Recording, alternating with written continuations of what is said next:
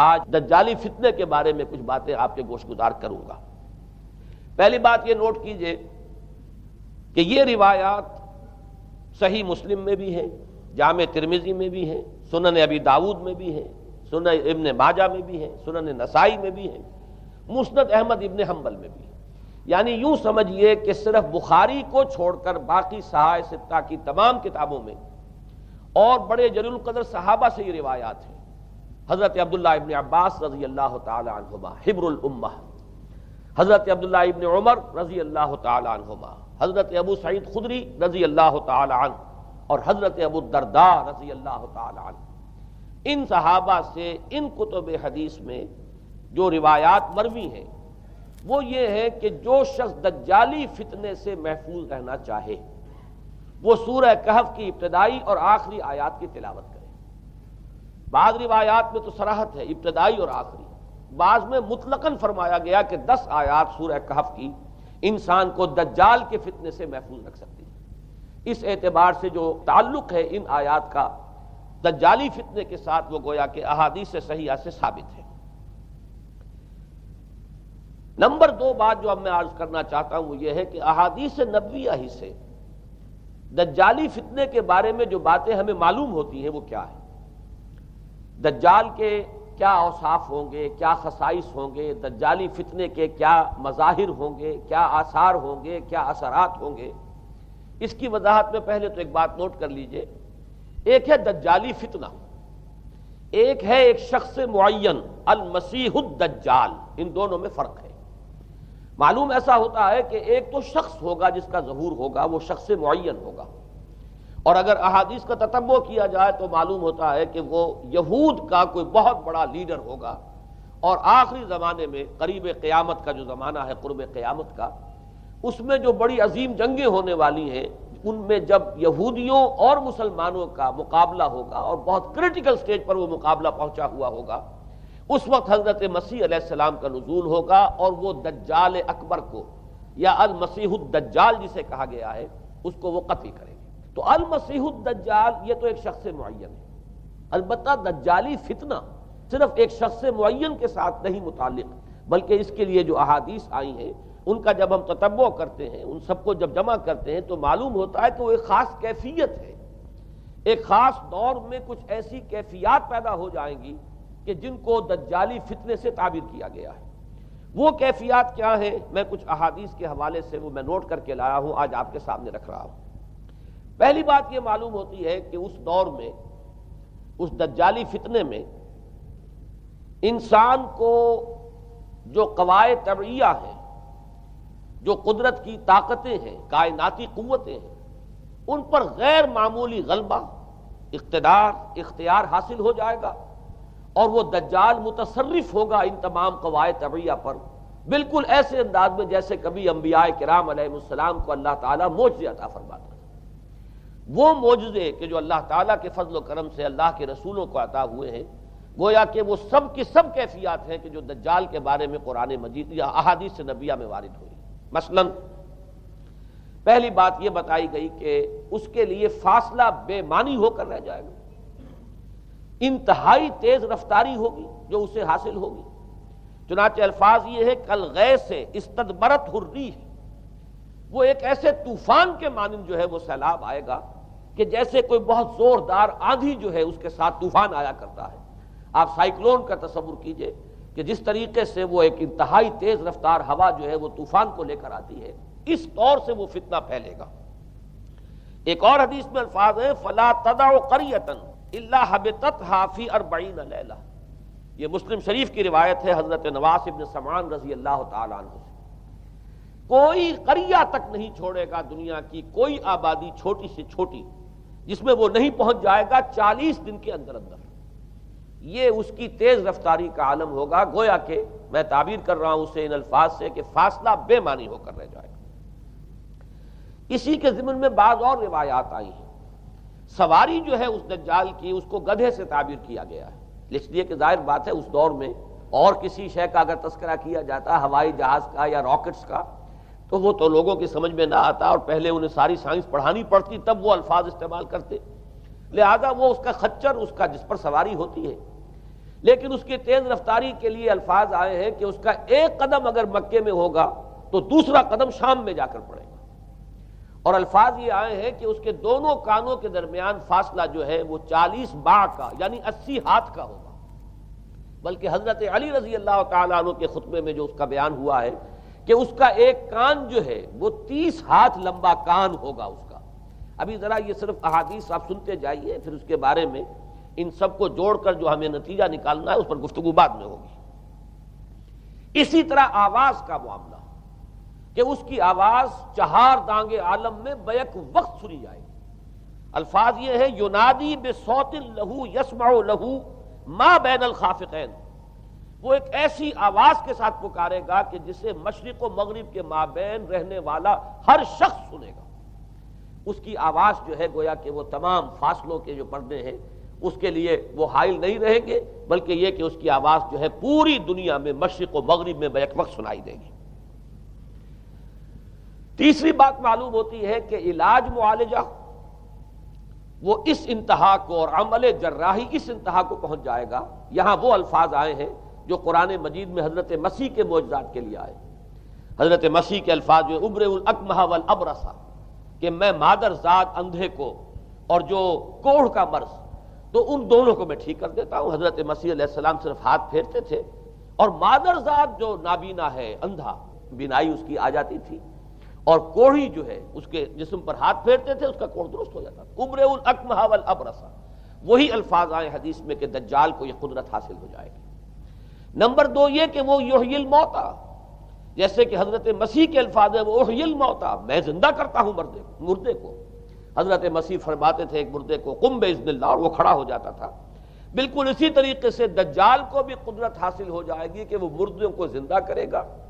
مزید وضاحت ایک حدیث میں یہ ہے کہ وہ ایک شخص کو آری کے ساتھ بیچ میں سے چیرے گا، 2 ٹکڑے کر دے گا، پھر سیدھے گا اور زندہ کر دے گا۔ معلوم یہ ہوا کہ علاج معالجے کا علم اور دوسرے یہ کہ جراحی کا علم جو ہے وہ اپنی ان بلندیوں کو پہنچے گا کہ اس حد تک انسان کی رسائی ہو جائے گی۔ چوتھی بات، اس کو زمین اور فضا پر اس قدر غلبہ حاصل ہو جائے گا۔ الفاظ یہ حدیث کے یامر السماء فتمطر، وہ آسمان کو حکم دے گا بارش برسا اور وہ بارش برسائے گا۔ والارض فتنبت، اور زمین کو حکم دے گا کہ فصلیں اگا اور وہ اگائے گی۔ وَيَمُرُّ بِالْخَرْبَةِ فَيَقُولُ لَهَا اُخْرُجِي كُنُوزَكَ، اور وہ کسی ویرانے پر سے گزرے گا اور اسے حکم دے گا، ویران چٹیل میدان، اور حکم دے گا کہ اپنے خزانے نکال، اور فرمایا اس کا نتیجہ یہ نکلے گا فَتَتَّبِعُهُ كُنُوزُهَا، تو اس زمین کے جو خزانے ہیں وہ نکل کے اس کے ساتھ چلنے شروع ہو جائیں گے۔ زمین پر قدرت، فضا پر قدرت، بارش کا حکم ہوگا وہ بارش ہو جائے گی، آسمان بارش برسائے گا، زمین اپنے خزانے اگل دے گی۔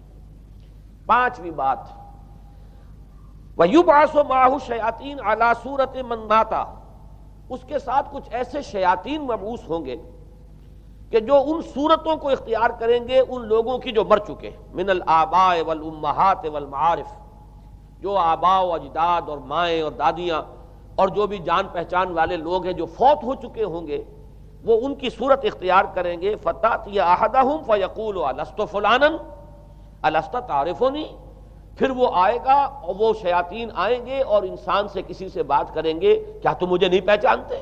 کیا میں تمہارا فلاں رشتہ دار نہیں ہوں؟ اپنی نشانیاں بیان کریں گے اور لوگ پہچانیں گے۔ یہ وہ احادیث ہیں کہ جن کا جو نتیجہ نکلتا ہے اب اس کو پہچان لیجئے۔ وہ نتیجہ یہ ہے کہ حضور صلی اللہ علیہ وسلم نے دجالی فتنے کے جو اوصاف بیان کیے یا جو علامات بیان کی، ان کا حاصل یہ ہے کہ سائنس اور ٹیکنالوجی کی وہ بلندیاں انسان کو حاصل ہو جائیں گی کہ جو چیزیں کبھی رسولوں کے معجزوں سے ظہور پذیر ہوتی تھیں وہ قوانین طبیعہ پر تصرف کے باعث خود انسان کرنے لگے گا۔ یہ ہے در حقیقت حاصل۔ چنانچہ آج آپ دیکھیے وہ جو اس کا گدھا ہے وہ ہمارے آج کل کے ہوائی جہاز ہے، اور آپ کو معلوم ہے کہ یہ رڈار جو ہیں ان کے ہوائی جہازوں کے، یہ بالکل اینڈز پر ہوتے ہیں ان کے بازوؤں پر، اور یہی ان کے کان ہیں، انہی سے انہیں وہ معلومات حاصل ہوتی ہیں۔ خود ان کی لمبائی چوڑائی جو ہے وہ کتنی ہے، اور پھر یہ کہ ان کے درمیان فصل جو ہے وہ 80 ہاتھ کا یا 40 باع کا وہ موجود ہے، اور جہاز کی ایک اڑان اب تو کہیں بات پہنچ گئی کہ آپ کو معلوم ہے کہ پوری دنیا کے گرد بھی ایک جہاز جو ہے وہ چکر لگا لیتا ہے چند گھنٹوں کے اندر، لیکن یہ ہے کہ عام جو رفتار ہے اس میں بھی ایک پڑاؤ سے دوسرے پڑاؤ تک، ایک جگہ سے جس کو ہاپ کرنا کہتے ہیں، یہ بھی کم سے کم 500-700 میل کا عام طور پر سفر جو ہے وہ جہاز طے کر رہا ہے۔ اسی طریقے سے ہماری جو سائنس کی، خاص طور پر جو طبی سائنس ہے، اب اس میں جس طریقے سے کہ زندہ رکھا جاتا ہے انسانوں کو، اور وہ ویجیٹیبل چاہے کہا گیا ہے ان کو ہیومن ویجیٹیبلز، لیکن یہ کہ دل کی دھڑکن بھی چلائے جا رہے ہیں، خوراک بھی پہنچا رہے ہیں، آدمی جو ہے وہ زندہ سال ہر سال تک زندہ پڑا رہتا ہے۔ اور یہ کہ سرجری بعض جانوروں پر تو یہ بات ہو چکی ہے کہ کاٹے گئے ہیں اور پھر ان کو سی دیا گیا ہے، جوڑ دیا گیا ہے، یہ تمام جو بھی معجزے ہیں اس وقت سائنس دکھا رہی ہے۔ اسی طرح اگر یہ معجزہ دیکھنا ہو کہ زمین لقدق زمین، جہاں کہیں کوئی آثار نہیں تھے کسی ایک پتے تک کے اگنے کے، اگر وہاں لہلہاتے ہوئے آپ کو چمن دیکھنے ہو تو ویسے سب سے پہلے تو یہ معاملہ ہوا تھا اسرائیل نے جو کر کے دکھایا تھا، لیکن اب تو آپ ابو ظبی چلے جائیے، سعودی عرب میں چلے جائیے۔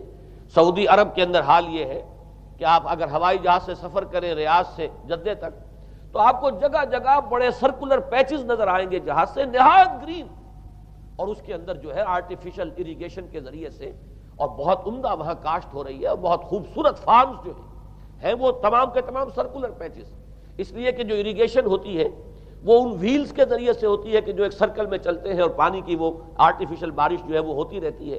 باقی یہ کہ فضا سے آرٹیفیشل رین، یہ تو بہت ہی سادہ سی بات ہے کہ فضا کے اندر ایٹماسفیرک کنڈیشنز کو ذرا تبدیل کیا جائے تو بارش آ جاتی ہے۔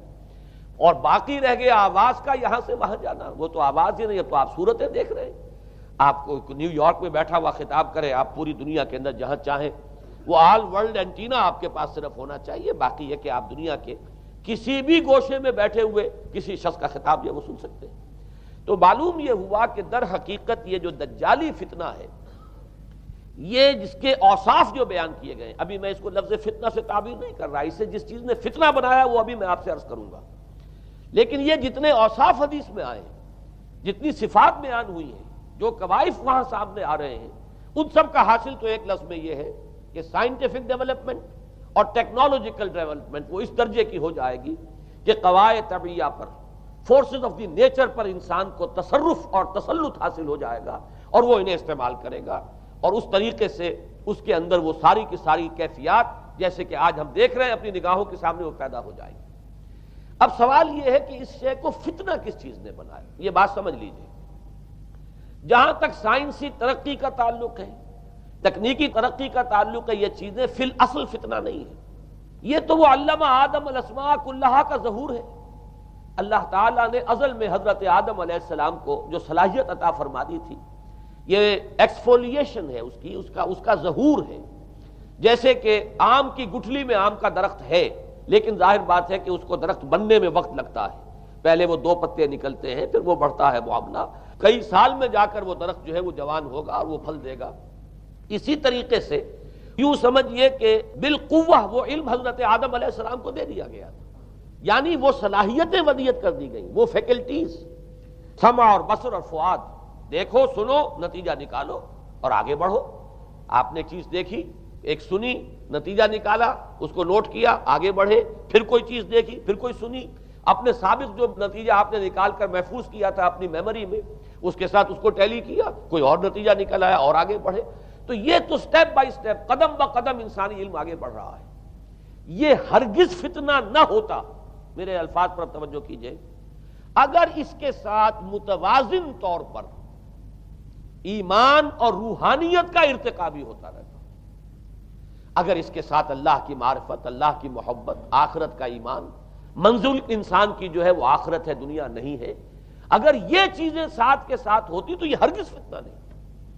فتنہ در حقیقت اسے جس نے بنایا ہے وہ یہ ہے کہ کچھ ایسے اسباب ہوئے ہیں، اور وہ اسباب آج مجھے بیان کرنے کہ در حقیقت موجودہ عیسائیت اس کا سب سے بڑا سبب ہے۔ اس کے نتیجے میں ایک بہت بڑا گیپ ہے، اپالنگ گیپ ہے، بڑا مہیب خلا ہے، بڑی وسیع خلیج ہے جو حائل ہو چکی ہے کہ ایمان اور روحانیت ختم ہوتے چلے گئے، اور یہ ٹیکنیکل اور سائنٹیفک ڈیولپمنٹ بڑھتی چلی گئی۔ ان دونوں کے درمیان جو مہیب خلا پیدا ہوا ہے اس نے اسے فتنہ بنا دیا ہے، اور عظیم ترین فتنہ بنا دیا ہے۔ ورنہ اگر اس کے ساتھ ہی اللہ پر ایمان، آخرت پر ایمان، اور انسان کے اندر ایمانی کیفیات، اس کی روحانی کیفیات اگر یہ بھی برقرار رہتی، بلکہ اس کے ساتھ متوازن طور پر ان کو ترقی کرنا چاہیے تھی، تو یہ ہرگز فتنہ نہیں ہے۔ تو پہلی بات یہ سمجھ لیجئے کہ اگرچہ دجالی فتنے کے جو صفات، اس کے اوصاف، اس کی علامات، اس کے مظاہر جو بھی حدیث کے ذریعے سے ہمیں معلوم ہے، جس کا میں نے ابھی آپ کے سامنے تذکرہ کیا، وہ سب در حقیقت تعبیر ہے اس دور کا جو محاورہ ہے، اس دور کی جو زبان ہے، اس دور میں جن الفاظ سے گفتگو کی جا سکتی تھی، اس دور کے ایڈیم میں آج کی جو سائنٹیفک اور ٹیکنالوجیکل ترقی ہے، گویا کہ اس کی تعبیر کی گئی ہے کہ وہ دجالی فتنہ ہوگا۔ لیکن اس شے کو فتنہ بنانے والی شے در حقیقت یہ ہے کہ ایک بہت بڑی خلیج حائل ہو چکی ہے ایمان اور روحانیت، اور دوسری طرف سائنٹیفک اور ٹیکنالوجیکل ڈیولپمنٹ میں ان دونوں کے درمیان اتنا بعد اور فصل پیدا ہو گیا ہے کہ جس کی وجہ سے اس نے فتنے کی شکل اختیار کی۔ اس کا سبب کیا ہے، آج ہمیں اس پر غور کرنا ہے۔ دیکھیے حضرت مسیح علیہ السلام کا دین، اور جیسا کہ میں نے عرض کیا اس سورہ کہف کے پہلے رکوع میں تذکرہ انہی کا ہو رہا ہے، وَيُنذِرَ الَّذِينَ قَالُوا اتَّخَذَ اللَّهُ وَلَدًا مَا لَهُم بِهِ مِنْ عِلْمٍ وَلَا لِآبَائِهِمْ كَبُرَتْ كَلِمَةً تَخْرُجُ مِنْ أَفْوَاهِهِمْ يَقُولُونَ إِلَّا كَذِبًا فَلَعَلَّكَ بَاخِعٌ نَفْسَكَ عَلَىٰ آثَارِهِمْ إِن لَّمْ يُؤْمِنُوا بِهَٰذَا الْحَدِيثِ أَسَفًا۔ ان آیات کا پہلے ترجمہ آپ سن لیجئے، جو پہلی آیات ہیں ان کا ترجمہ ہم کر چکے ہیں۔ کل حمد اس اللہ کے لیے ہے جس نے اپنے بندے پر کتاب نازل فرمائی اور اس میں کوئی کجی نہ رکھی، جو بالکل سیدھی ہے اور خبردار کرتی ہے ایک ایسی بڑی عظیم اور مہیب جنگ سے کہ جو خاص اللہ کی طرف سے ہوگی، اور بشارت دیتی ہے مومنین کو جو نیک عمل کریں کہ ان کے لیے بہت بڑا اور بہت عمدہ اجر ہے۔ ماکثین فیہ ابدا، وہ اس میں رہیں گے ہمیشہ ہمیشہ۔ وَيُنذِرَ الَّذِينَ قَالُوا اتَّخَذَ اللَّهُ وَلَدًا، اب دوہرا کر بات آئی، اور تاکہ خبردار کر دے ان کو جنہوں نے یہ کہا کہ اللہ نے کسی کو اپنا بیٹا بنایا۔ مَا لَهُم بِهِ مِنْ عِلْمٍ، نہیں ہے ان کے پاس اس کے بارے میں کوئی علم، وَلَا لِآبَائِهِمْ، نہ ان کے آباء و اجداد کے پاس کوئی علم تھا، کوئی عقلی دلیل نہیں، کوئی اللہ کی اتاری ہوئی کسی کتاب میں، اللہ کے اتارے ہوئے کسی صحیفے میں اس کے لیے سند نہیں۔ وَلَا لِآبَائِهِمْ كَبُرَتْ كَلِمَةً تَخْرُجُ مِنْ أَفْوَاهِهِمْ، بہت بڑی بات ہے کہ جو نکل رہی ہے ان کے منہوں سے، إِن يَقُولُونَ إِلَّا كَذِبًا، نہیں بول رہے یہ، نہیں کہہ رہے یہ مگر جھوٹ۔ فَلَعَلَّكَ بَاخِعٌ نَفْسَكَ عَلَىٰ آثَارِهِمْ، تو اے نبی صلی اللہ علیہ وسلم شاید کہ آپ اپنے آپ کو ہلاک کر لیں گے ان کے آثار پر۔ یہ آثار کے لفظ کو میں ابھی جو کا تو رکھ رہا ہوں، بعد میں اس کی وضاحت کروں گا۔ إِن لَّمْ يُؤْمِنُوا بِهَٰذَا الْحَدِيثِ أَسَفًا، اگر یہ لوگ ایمان نہ لائے اس حدیث پر، یہ حدیث قرآن، اس پر اگر یہ ایمان نہ لائے، جیسے کہ وہاں فرمایا گیا تھا اگر رحمت خداوندی میں داخل ہونا ہے اے بنی اسرائیل تو یہ شاہدرہ ہے رحمت خداوندی کا قرآن حکیم، آؤ اور داخل ہو جاؤ۔ یہاں پر ان عیسائیوں کو متنبہ کیا جا رہا ہے اگر وہ اس حدیث پر، یہ حدیث اللہ، اللہ کی کتاب، احسن الحدیث کتابا متشابہہ فَبِأَيِّ حَدِيثٍ بَعْدَهُ يُؤْمِنُونَ، اگر اس اللہ کی حدیث پر، اللہ کی کتاب پر یہ ایمان نہ لائے تو جو ان کے آثار ہوں گے، جو نتائج نکلیں گے، ان پر اے نبی شاید کہ آپ اپنے آپ کو صدمے اور رنج اور غم سے ہلاک کر لیں۔ یہ ہے در حقیقت وہ آیات کے جن میں تذکرہ ہو رہا ہے عیسائیت کا، لیکن عیسائیت سے مراد کیا ہے اسے سمجھیے۔ حضرت مسیح علیہ السلام کا دین تو بعین ہی وہی دین تھا جو دین آدم سے لے کر محمد تک صلی اللہ علیہ وسلم وعلیہم الصلاۃ والسلام جتنے انبیاء آئے ہیں ان کے دین میں کوئی فرق نہیں تھا۔ دین توحید، وہی ایمان، البتہ شرائع کے اندر، شریعتوں میں کچھ تفصیلی احکام میں فرق ہوا ہے، شریعت موسوی اور شریعت محمدی میں علی صاحب الصلاۃ والسلام تھوڑا تھوڑا فرق ہے، دین ایک ہی ہے۔ شرع لکم من الدین ما وصی بہ نوحا والذی اوحینا الیک وما وصینا بہ ابراہیم وموسیٰ وعیسیٰ، دین میں تو ہم نے وہی شے تمہارے لیے بھی معین کی ہے مسلمانوں، کہ جس کی کہ ہم نے نوح کو وصیت کی تھی اور جس کی کہ ابراہیم کو اور موسیٰ کو اور عیسیٰ کو وصیت کی، دین ایک ہے۔ ان الدین عند اللہ الاسلام، تو دین مسیحی بھی وہی تھا بعین ہی جو دین محمدی ہے اور دین موسوی ہے صلی اللہ علیہ وسلم علیہ الصلاۃ والسلام۔ البتہ حادثہ جو نہایت عظیم پیش آیا ہے اور وہ یہ ہے کہ پال، ساؤل اس کا نام تھا پہلے، جس نے کہ اپنی زندگی میں حضرت مسیح علیہ السلام جب تک موجود تھے دنیا میں شدید انہیں تکلیفیں پہنچائیں، شدید ایذائیں پہنچائیں، ان کی مخالفت پر کمر بستہ رہا، لیکن اس کے بعد جب انہیں اٹھا لیا گیا، یا عیسائیوں کے عقیدے کے مطابق وہ سولی دیے گئے، اور اس کے بعد ان کا عقیدہ بھی یہ ہے کہ سولی پانے کے بعد پھر وہ زندہ ہو کر آسمان پر چلے گئے، جبکہ ہم یہ سمجھتے ہیں اور ہمارا ایمان ہے کہ انہیں سولی دی نہیں گئی، بلکہ انہیں تو پہلے ہی اٹھا لیا گیا تھا، ان کی جگہ کوئی اور ہے۔ انجیل برنباس نے یہ بات بالکل واضح کر دی کہ در حقیقت وہی حواریین میں سے جس نے کہ غداری کی تھی اور پکڑوایا تھا، مخبری کی تھی، وہی ہے جس کی شکل بنا دی گئی تھی حضرت مسیح علیہ السلام کے جیسی مانند، اور وہ شخص ہے کہ جو سولی چڑھا ہے۔ بہرحال عیسائیت اس وقت کی جو اس کا عقیدہ ہے اور جو ہمارا عقیدہ اور ایمان ہے، ان دونوں کی روح سے حضرت مسیح علیہ السلام آسمان پر اٹھا لیے گئے۔ اس کے بعد اس نے دین مسیحی میں نقب لگانے کے لیے، جو دین مسیح اصل دین اسلام تھا، اس کو کرپٹ کرنے کے لیے، ڈسرپٹ کرنے کے لیے، اس میں نقب لگانے کے لیے اس نے اپنے ایک مکاشفے کا ذکر کیا کہ میں آ رہا تھا سفر میں کہ مجھے حضرت مسیح نظر آئے ہیں آسمانوں میں، اور انہوں نے مجھے کہا ہے کہ اے ساؤل تو مجھے کیوں ستاتا ہے، اور تو اب فلاں جگہ جا اور میرے نام سے نبوت کر۔ اس کے بعد اس نے لبادہ اوڑھا عیسائیت کا، اور اس نے آ کر جس طرح عبداللہ ابن سبا نے محمد الرسول اللہ صلی اللہ علیہ وسلم کے دین میں نقب لگائی، اسی طریقے سے اس شخص نے دین مسیحی میں نقب لگائی۔ فرق یہ ہے کہ دین محمدی صلی اللہ علیہ وسلم، چونکہ یہ آخری دین تھا، اب کوئی اور رسول آنے والا نہیں تھا، اللہ تعالیٰ کی طرف سے اس دین کو، اس شریعت کو ایک پروٹیکشن حاصل ہے، لہذا ایک جزو کی حد تک گمراہی جو ہے پھیل سکی، کل پر محیط نہیں ہوئی۔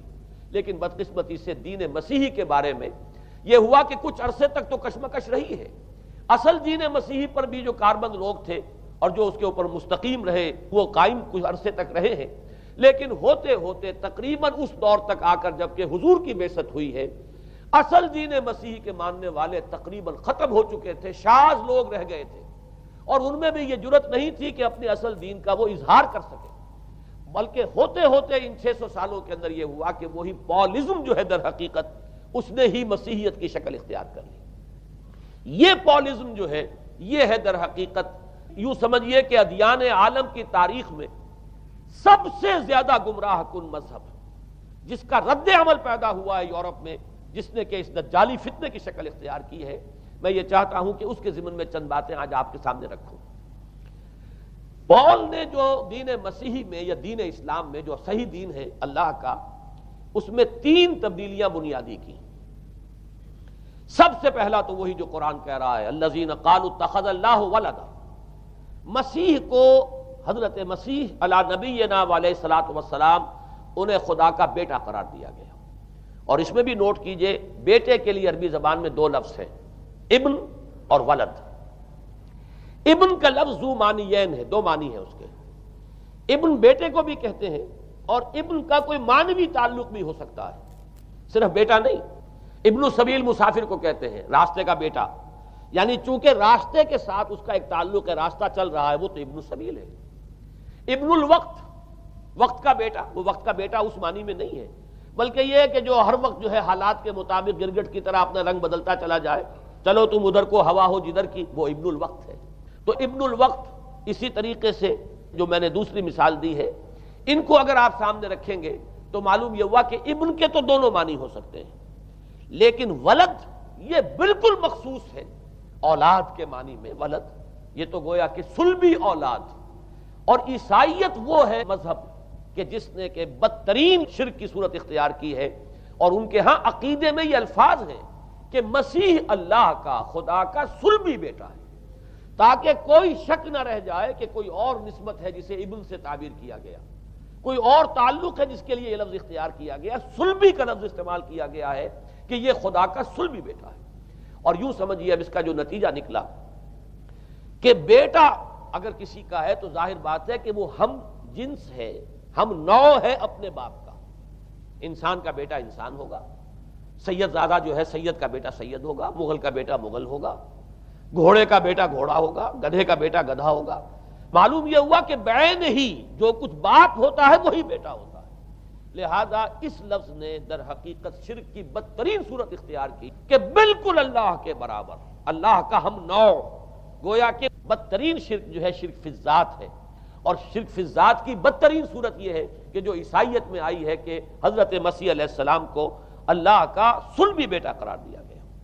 اب اس کے نتیجے میں چونکہ ظاہر بات ہے کہ آخر بائبل بھی موجود تھی، اس بائبل کو ایک دم کیسے ختم کر دیتا سینٹ پال کہیں یا بہرحال میں تو لفظ سینٹ اس کے ساتھ استعمال نہیں کرنا چاہتا، لیکن چونکہ ہمیں یہ ہدایت ہے قرآن مجید کی بھی کہ جو باطل معبود بنا لیے جاتے ہیں انہیں بھی ہم کوئی ان کے لیے توہین والے الفاظ استعمال نہ کریں، لہذا میں یہ لفظ استعمال کر رہا ہوں، ورنہ جی تو چاہتا ہے کہ کوئی اور لفظ اس کے لیے استعمال کیا جائے، لیکن جو بھی اس وقت دنیا میں اس کا معروف نام ہے پال، سینٹ پال، تو اس نے چونکہ ظاہر بات ہے کہ پوری بائبل کو کیسے ختم کر دیتا، ایک دم تورات کو کیسے ختم کر دیتا، تورات تو آج تک چلی آ رہی ہے بائبل کے ساتھ ملی ہوئی، the old testament the new testament, یہ دونوں مل کر بائبل بنتی ہے، لہذا اب گورکھ دھندا بنانا پڑا انہیں، وہ تثلیث والا گورکھ دھندا، 3 میں 1 1 میں 3، توحید بھی ہے تثلیث بھی ہے، 3 میں 1 1 میں 3، اور یہ وہ شے ہے کہ جس نے عقیدے کا تعلق عقل سے منقطع کر دیا، اس لیے سمجھ میں آنے والی بات ہی نہیں، 3 میں 1 1 میں 3 ایک گورکھ دھندا ہے۔ نتیجہ انہوں نے یہ نکالا کہ ڈوگما در حقیقت اس کا عقل سے کوئی تعلق نہیں، ڈوگما بس عقیدہ ہے، اور اس عقیدے ہی کے اوپر سارے دین کی بنیاد ہے، باقی وہ عقل میں آئے نہ آئے، عقل کے لیے قابل قبول ہو یا نہ ہو، یہ بات اچھی طرح سمجھ لیجئے کہ اگرچہ ہمارے ہاں بھی ہم بھی یہ بات کہتے ہیں کہ بہت سے حقائق جو ہیں کائنات کے وہ ایسے ہیں کہ جن تک عقل کی رسائی نہیں ہے اس کے لیے ہم مجبور ہیں، محتاج ہیں وحی کی ہدایت کے، لیکن 2 چیزوں میں فرق کیجئے، ایک ہے عقل سے ماورا ہونا اور ایک ہے عقل کے خلاف ہونا، ان دونوں چیزوں میں زمین و آسمان کا فرق ہے۔ ایک وہ حقائق ہے کہ جو عقل از خود ان تک رسائی حاصل نہیں کر سکتی، لیکن جب وہ سامنے آتے ہیں تو عقل تسلیم کرتی ہے کہ ہاں یہ بات سمجھ میں آتی ہے۔ ایک وہ چیزیں ہیں کہ جن کو عقل تسلیم نہیں کرتی، تو ایک ہے مخالف عقل، ایک ہے ورائے عقل، ان دونوں میں زمین و آسمان کا فرق ہے۔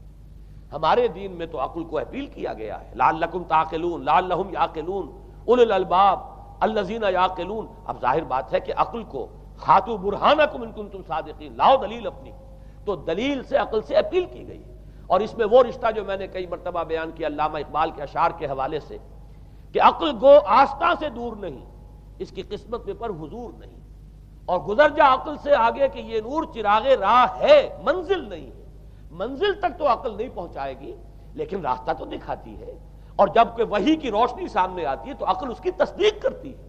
یہ ہے ہمارا موقف اور یہ ہے عقلی معقول موقف، لیکن عیسائیت نے، بلکہ کہنا چاہیے پالزم نے، مجھے یہاں پر لفظ عیسائیت اب استعمال کرنا نہیں چاہیے اس لیے کہ حضرت عیسیٰ سے اب اس کی نسبت نہیں رہی، حضرت عیسیٰ سے اس کی نسبت جو ہے یہ مس نومر ہے، یہ غلط نام ہے۔ دی 100 کا مصنف جو ہے ڈاکٹر مائیکل ہارٹ، اس نے یہ بہت بڑی بات کہی، اس نے کہا در حقیقت موجودہ جو عیسائیت ہے اسے پالزم کہنا چاہیے، یہ پالزم ہے، کرسچینٹی نہیں ہے، اس لیے کہ در حقیقت حضرت مسیح علیہ السلام کی تعلیم جب تک وہ دنیا میں تھے وہ یہ نہیں تھی کہ جو پال نے دی، البتہ اس نے پال کو بہت بڑا شخص مانا، اس میں کوئی شک نہیں، اس لیے کہ اس شخص نے تاریخ کے ایک دھارے کا جو ہے وہ رخ موڑ دیا ہے، اللہ تعالیٰ کے صحیح دین کو گویا کہ قلع قمع کر کے ایک نیا دین اس طریقے سے پھیلایا ہے کہ آج بھی شاید دنیا میں کثیر ترین تعداد عیسائیت ہی کے نام لیواؤں کی ہے، واللہ عالم، یا شاید گوتم بدھ کے ماننے والوں کی ہے، بہرحال یہ کہ بہت بڑی تعداد میں آج حضرت مسیح علیہ السلام کی طرف جو منسوب ہے غلط طور پر دین، اس کے نام لیوا دنیا میں ہے، اس اعتبار سے وہ یقیناً اس کا تو حق رکھتا ہے کہ اس کا نام بھی اس کتاب میں آئے کہ جس نے تاریخ کے اوپر اثرات اپنے پیدا کیے ہیں۔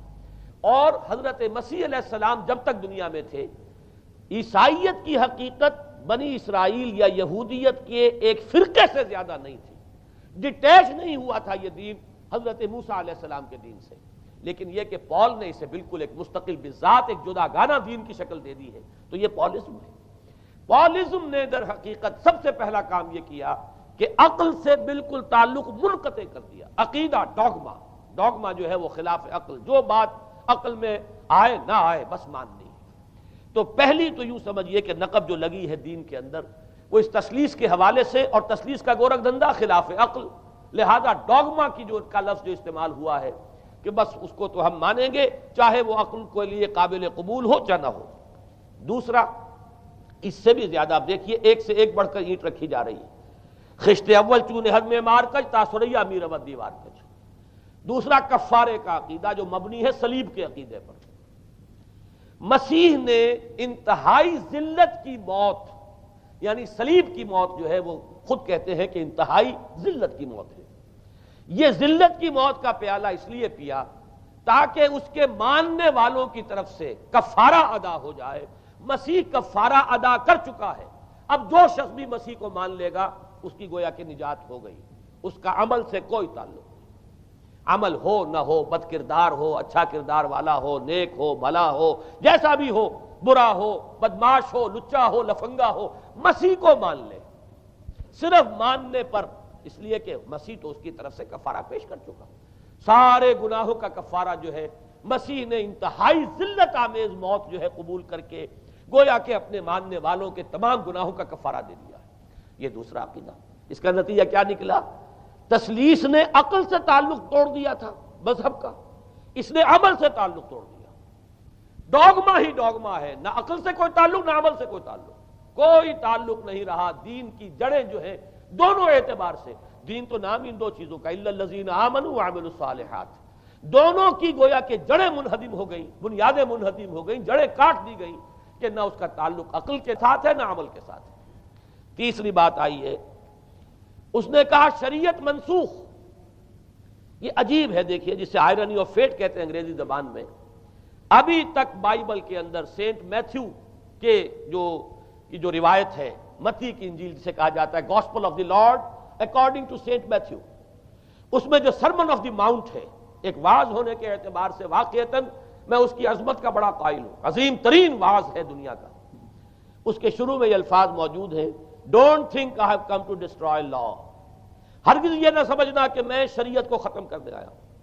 وہ یہ کہہ کر گئے تھے کہ شریعت موسوی تم پر لاگو رہے گی، عائد رہے گی، لیکن پال نے تیسرا نقب لگایا، شریعت ساقط کر دی۔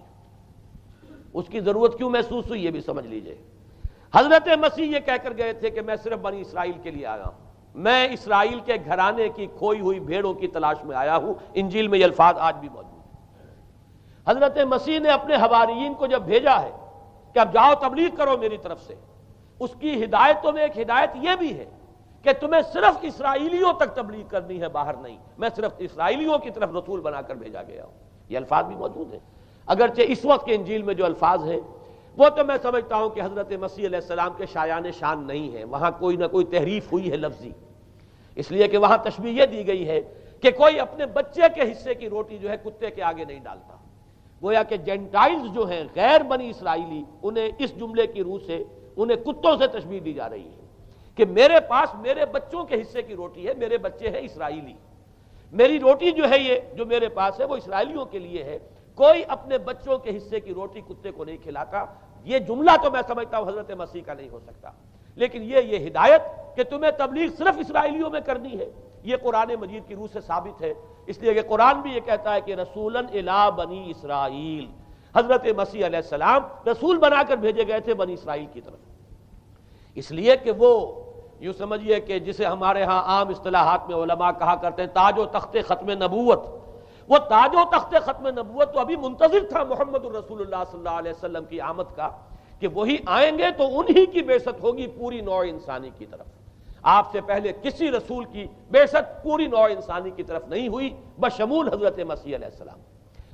ہر جو ہے رسول جو آیا ہے آپ سے پہلے اپنی اپنی قوموں کی طرف آیا ہے، لیکن اس پال نے کیا کیا؟ پہلے تو یہ اصول توڑا، ہم اس دین مسیحی کی یا جو پالزم ہے اس کی اب تبلیغ کریں گے غیر اسرائیلیوں میں بھی۔ وہاں انہیں دقت پیش آئی، شریعت موسوی بڑی بھاری شریعت ہے، اب وہ بھاری شریعت جو ہے اس کو قبول کرنا تو لوگوں کے لیے آسان نہیں ہے۔ انہوں نے یہ کیا کہ یہ شریعت تم پر ساقط، شریعت کا بوجھ تم پر نہیں، برڈن آف لا یہ تمہارے لیے نہیں ہے۔ اور میں یہاں مثال دے دینا چاہتا ہوں، بین ہی تاریخ نے اپنے آپ کو دہرایا ہے۔ عبداللہ ابن سبا نے جو فتنہ شروع کیا تھا ہمارے ہاں، ہماری تاریخ میں جو اس کے اثرات پھر پیدا ہوئے ہیں، ان میں سے ایک جو ہے وہ شکل وہ اسماعیلیت والی ہے، کہ اسماعیلیت نے بھی بین ہی یہی شکل اختیار کی ہے۔ ہندوستان میں آ کر جب اسماعیلی داعیوں نے جب تبلیغ کی ہے تو شریعت ساقط کر دی۔ آج آپ کو جو اسماعیلی ملیں گے ان کے ہاں کوئی شریعت نہیں ہے، کوئی نماز نہیں، مسجد ان کی ہوتی نہیں، جماعت خانہ ہوتا ہے، وہ کلب گھر ہے، آتے ہیں جمع ہوتے ہیں، کھانا کھاتے ہیں، اللہ اللہ خیر صلی اللہ کو باتیں چیتیں کرتے ہیں، ان کے اوپر شریعت ہے ہی نہیں، نہ روزہ ہے نہ نماز ہے۔ اور بین ہی وہی جو اختیارات میں ابھی آپ کو بتاؤں گا کہ جو پوپ کے ہیں، وہی ان کے امام حاضر کے اختیارات ہیں۔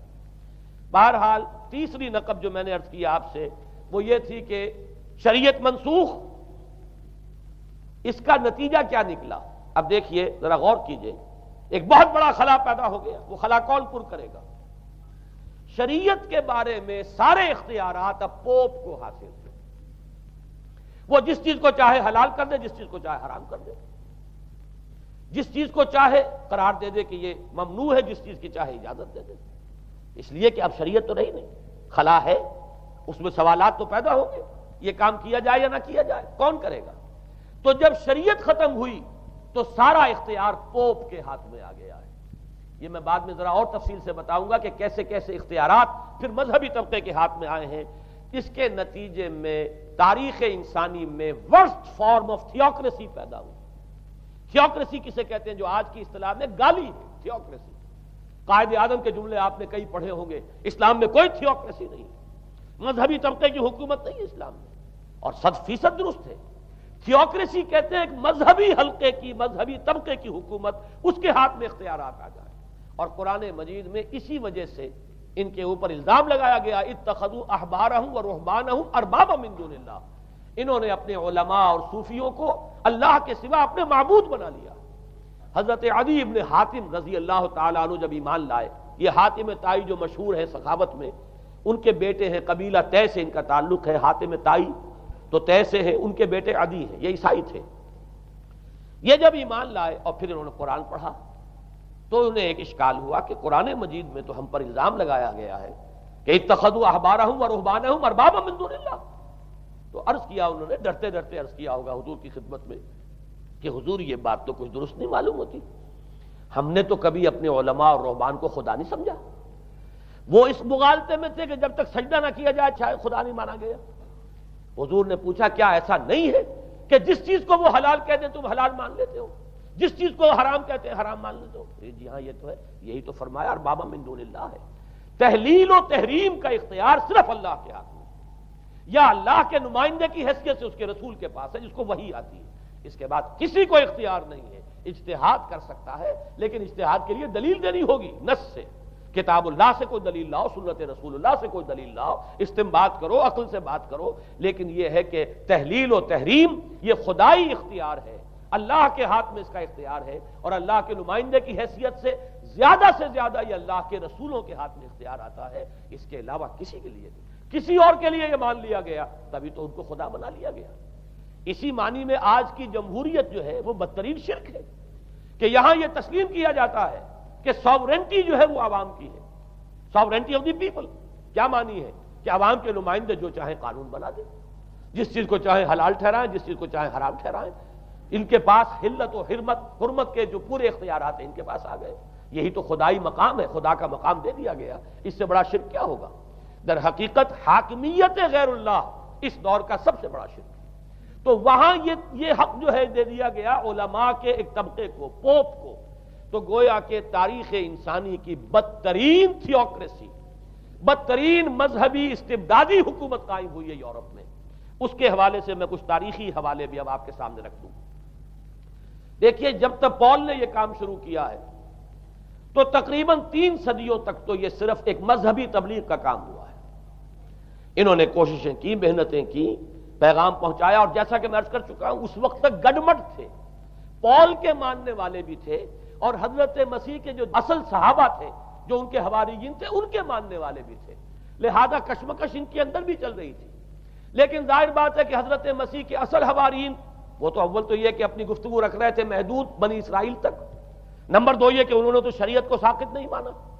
جنگل کی آگ کی طرح جو مسیحیت پھیلی ہے وہ پالزم والی مسیحیت ہے، اس لیے کہ اس میں تو کوئی شریعت کا کوئی بوجھ نہیں، کوئی حلال نہیں، کوئی حرام نہیں، کوئی نماز نہیں، کوئی روزہ نہیں، لہذا یہ تیزی کے ساتھ پھیلی ہے۔ اور 300 برس تک تو ایک کشمکش جو ہے جاری رہی، انہوں نے تبلیغیں کی، مصائب جھیلے، کشمکش اندر بھی چلی باہر بھی چلی۔ لیکن اس کے بعد قیصر روم کانسٹنٹائن، قسطنطین جسے کہتے ہیں، جس کا یہ قسطنطنیہ ہے، کانسٹنٹائن، اس نے یہ محسوس کیا بالکل اکبر کی طرح، جیسے اکبر نے محسوس کیا تھا کہ میری مملکت کے اندر یہ مذہبی تصادم جو ہے یہ سب سے بڑی یوں سمجھیے کہ انسٹیبلٹی کا سبب ہے، لہذا ان تمام مذہبوں کو ایک ہاون دستے میں ڈال کے کوٹ پیس کر ایک بناؤ. وہ جو دین اکبری یا دین الہی جو اس نے کیا تھا اس سیاسی مصلحت کی وجہ سے کہ یہ ہندو مسلم تصادم اور دوسرے مذاہب کا ٹکراؤ جو ہے وہ ہندوستان کو ایک سیاسی وحدت اور ایک اپنی سیاسی عظمت کی طرف پیش قدمی کرنے کا جو راستہ ہے اختیار کرنے سے روکتا ہے. لہذا یہ کام کیا جائے. یہی قسطنطین نے کیا. اس نے جب دیکھا بڑی کشمکش چل رہی ہے اس نے خود عیسائیت اختیار کر. عیسائیت کون سی اختیار کی؟ پالیزم والی. ظاہر بات ہے اس کے لیے بھی اصل عیسائیت اختیار کرنا جو ہے مشکل تھا. پالیزم والی. اور اس کے بعد یہ اب اسٹیٹ کی جو مشینری تھی، جو طاقت تھا، جو دباؤ تھا، اس کے حوالے سے اب یہ مسیحیت جو ہے پورے رومن امپائر کے اندر اب یہ بڑی تیزی کے ساتھ جس کو کہنا چاہیے اس کا ایک نظام قائم ہوا اور جو مذہبی طبقہ تھا اس کا اقتدار مستحکم ہو گیا. اس کے باوجود 200 برس اور گزرے. یونان چونکہ بہت بڑا مرکز تھا علم کا، فلسفے کا، سائنس کا، حکمت کا. آپ کو معلوم ہے یہ تمام ارسطو ہو، افلاطون ہو، یہ سب یونان کے ہیں. ارشمیدس ہو، یہ تمام کے تمام جو بھی ہے تو سائنس اور فلسفہ دونوں اس کا گہوارہ یونان تھا. یونانی حکماء اعتراض کرتے تھے. لہذا سن 529 اس کو نوٹ کر لیجئے. جسٹینین ایک قیصر تھا اب قسطنطین کے 200 برس بعد. اس نے اپنی پوری مملکت میں فلسفہ اور سائنس کی تعلیم حرام قرار دی. کوئی نہ فلسفہ پڑھ سکے گا نہ سائنس. جو فلسفہ پڑھے گا اس کو مرتد قرار دے دیا جائے گا اور زندہ آگ میں جلا دیا جائے گا. انکوزیشن کورٹس قائم ہوئی. وہ صرف مذہبی عدالتیں اس لیے قائم ہوتی تھی کہ جس کے بارے میں معلوم ہو جائے کہ یہ فلسفہ پڑھتا ہے یا یہ سائنس پڑھتا ہے. اس لیے کہ فلسفہ اور سائنس دونوں جڑ کاٹتے ہیں اس ڈوگما کی. وہ ڈوگما جو پالیزم والا ڈوگما ہے اس کی جڑ کھودنے والی ہیں دونوں چیزیں. اور چونکہ وہ دونوں عقل کو اپیل کرتی ہیں، یہ ڈوگما عقل کے متضاد ہے. لہذا مذہب کا تحفظ اسی طرح ہو سکتا ہے کہ اب ان دونوں کو بالکل ممنوع قرار دے دیا جائے. یوں سمجھیے کہ تقریباً 1000 برس تک یورپ میں، چونکہ سب سے بڑی امپائر یہی تھی، یورپ میں فلسفہ اور حکمت اور یہ سائنس کی تعلیم ممنوع رہی. یہ ہے در حقیقت سب سے پہلا کام جو جسٹینین نے کیا 529 میں. اس کے بعد آگے چل کر پوپ کا جو اقتدار ہے وہ اتنا زبردست بنا ہے. پوپ کو اختیار حاصل ہو گیا جس چیز کو چاہے وہ قانون کا درجہ دے دے. اس لیے کہ شریعت تو ہے نہیں، خلا پوپ کون کرے گا؟ پوپ کو کرے گا. پوپ کو اختیار حاصل ہو گیا وہ جس کے گناہ چاہے معاف کر دے. اب دیکھیے اگرچہ ویسے تو گناہ پہلے ہی معاف ہو گئے کہ جس نے مسیح کو مان لیا گناہ تو معاف ہو گئے اگلے پچھلے سب، لیکن یہ کہ پھر بھی ایک خلش رہ جاتی ہے انسان کے دل میں، چونکہ ایک اخلاقی حص انسان کے اندر اللہ نے پیدا کی ہوئی ہے. جب کوئی شخص کرتا ہے، کوئی بدکاری کرتا ہے، کوئی چوری کرتا ہے، ڈاکہ ڈالتا ہے، تو وہ جو ایک کانشنس ہے وہ جو پرک کرتا ہے اس کو بھی ختم کرنے کے لیے اگر پوپ یا کارڈینل یا اس کے کسی نمائندے کے سامنے جا کر اعتراف گناہ کر لو اور کچھ اس کی مٹھی گرم کرو، کچھ ہدیہ پیش کرو، تو توبہ نامہ، معافی نامہ تمہیں دے دیا جائے گا. اور وہ جو چیز ہے وہ تمہارے لیے سند ہے کہ کوئی تم سے باز پرس تمہارے گناہ کے نہیں ہو سکے. پھر ان کی قیمتیں تھیں، ان کے لیے بڑی بڑی جو ہے ہدیے مقرر کیے گئے تھے. تیسری چیز بائبل کا اول تو یہ کہ مفہوم جو ہے وہ کوئی سند نہیں ہے، اس لیے کہ بائبل ہانٹ کر رہی تھی نا. اولڈ ٹیسٹمنٹ بھی ہے، یہ حضرت مسیح کی یہ 4 انجیلیں بھی ہیں، یہ تعلیم کچھ اور ہے. لہذا بائبل جو ہے وہ سند نہیں ہے. سند پوپ کا جو ہے فرمان وہ سند ہے. بائبل کی شرح کرنے کی، بائبل کی طرف سے کوئی دلیل لانے کی کسی کو کوئی حق حاصل نہیں. یہ جبر تھا، یہ تشدد تھا یورپ میں. یہ وہ دور تھا جب کہ اسلام پھیل رہا تھا. میں نے اسی لیے آپ سے کہا تھا، نوٹ کرایا آپ کو، 529 میں جسٹینین کا یہ فرمان ہے. 571 میں حضور کی ولادت ہو رہی ہے، وہی صدی ہے.